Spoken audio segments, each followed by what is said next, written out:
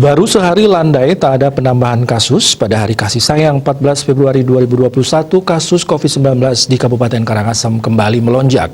Dinas Kesehatan Kabupaten Karangasem merilis pertambahan 11 kasus baru. Kasus yang terjadi belakangan terakhir didominasi klaster keluarga.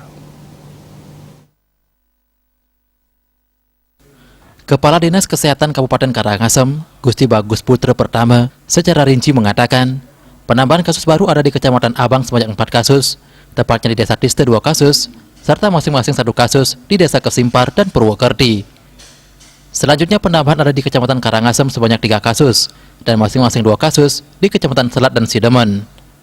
Pertambahan ini membuat kasus aktif mendapat perawatan bertambah menjadi 75 kasus. Putra Pertama menuturkan, sebagian penularan terjadi dari penularan antar keluarga. Setelah lakukan tracing, rata-rata ditemukan kasus baru di keluarga.